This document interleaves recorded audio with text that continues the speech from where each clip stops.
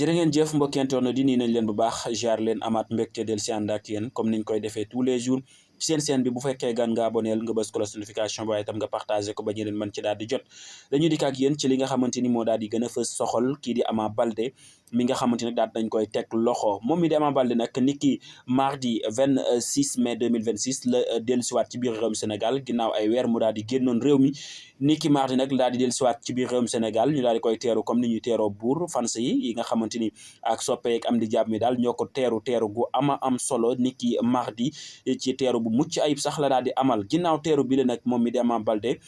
niki mercredi 27 mai 2026 nag ci la ko police daal di teg loxo muy brigade de recherche de la gendarmerie bu Kër Massar moo ko daal di teg loxo niki mercredi 27 mai 2026 ginnaaw loolu moom mi di Ama Baldé nag daal di woon génn réew mi ak dellusiwaatam nag ñu daal di ko ci teg loxo ci ab délégation judiciaire boo xamante ni daal dañ koy ordonné bind juge d'instruction du tribunal de Pikine Guédiawaye ngir mu chargé la gendarmerie à ce que ñu daal di arrêté kii di Ama Baldé waaye itam daal di koy auditionné maam daal di koy déglu li leen nag la ca juge bu bëgg nag mooy déglu ko rek la ca daal di bëgg waral nag mu daal di joxe ordre ngir ñu daal di koy cherché pour mën ko daal di teg loxo mbir mi nag ñu ngi reproché ki nga xamante ni moo di Ama Baldé li ñu koy reproché nag moo nekk ab remonte boo xamante ni mu ngi xewoon niki mai 2025 mu mel ni kon yëf yi mu ngi bëgg a def at niki mai 2025 la xewoon ba tey jile ci ab neuvième boo xamante ni moom mii di Ama Baldé ñu ngi koy wooye Julo moom daal la ñu daal accusé woon que ne dafa daal di def ab agression ci kenn nit volé ko ab moto maanaam sàcc ab motoom itam waaye itam daal di sàcc ab chaîne am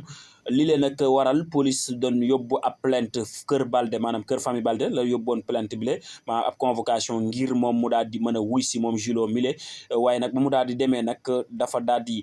fekk kii di Julo moom muy daal di tux li nga xamante ni moo di yamba ca jamono jooju nag moom mi di Ama Baldé ak magam bii di Pathé ñoom daal dañoo lànkoon ne police du teg loxo ki nga xamante ni moo di Julo waral nag moom Ama Baldé nag mu doon jàmmaarloo ak policier yi wala ab policier bi ba waral sax mu daal di gaañ policier bi di adjudant de police bi nga xam dañ ko daal di gaañ ci loxo légèrement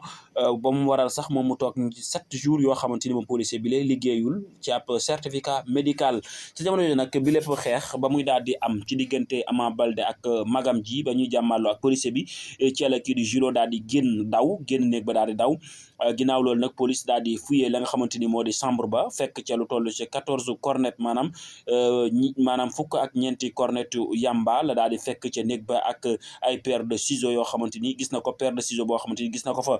Ama Baldé ak Pathé nag ñoom dañoo quitté woon la nga xam moo di néeg ba ginnaaw loolu bañ quitté nag ngir daal di dem avant ñi nga xam ñoo di police di indi seen ab renfort loolu nag waral kii di Ama Baldé ñu ko doon visé la nga xamante ni moo di rébellion violence sur agent waaye itam obstruction à une interpellation lii la lañ ko doon toppee moom mii di Ama Baldé avant muy génn réewum Sénégal ginnaaw ba mu génnee nag réew mi daal di dellusiwaat nag le tribunal moom nag daal di interdit woon ko mu génn li nga xamante ni moo di réewum Sénégal teewul woon moom mii di Ama Baldé nas ay pexeem daal ba mën a daal di génn réew mi ba mu ko nasee nag ba génn ca la daal di demee foofa ca France moom nag daal di nay delsiwaat ginnaaw ba mu delsee nag niki mardi wax nañ ko tout à l'heure ci ndorteel gi ñu daal di koy teeru comme ni ñu teeroo buur ay supporter am ak fan sama ki am di jàmm mu nekk moment bu neex a neex boo xamante ni nag moom wax dëgg yàlla yaatu woon na lool ci ki nga xamante ni moo di Ama Baldé ca na nga xamante ni daal ay soppem ay fansam daat nañ koy teeru ci jamono ji ñuy àddoo ak yéen nag moom mi di Ama Baldé daat nañ koy garde à vue foofa ca brigade de recherche nekk ab jamonoy audition boo xamante ne bëgg nañ ko waxe bu dirait maximum 48 heures renouvelable une fois avec l'autorisation du procureur ba tey moom nag daal nañ koy conduire devant le juge il sera présenté au juge d'instruction après la tabaski le juge décidera s'il le met en examen wala da koy daal di placer sous contrôle judiciaire ou laisser libre kon mu mel ni daal moom mii di kii di Ama Baldé la ñu mën a jàpp jamono jile daal mooy dañ ko daal di placer en garde à vue la ñuy xaar nag mooy audition bi waaye nag dina durer gàtt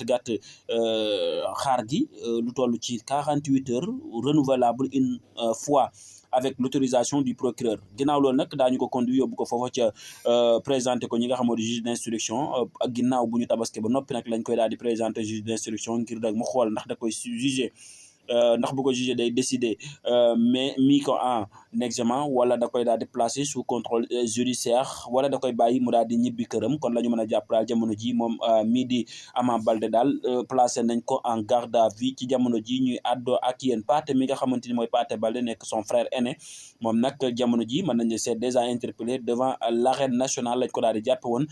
par le procureur Saliou Dicko moo demandé woon l'ouverture d'une information judiciaire. donc l'enquête suit en cours pour lui aussi. kon loolu la ñu mën a jàpp jamono ji lekkale enquête bi daal jamono ji mu ngi wéy di continuer. loolu moo fi gën a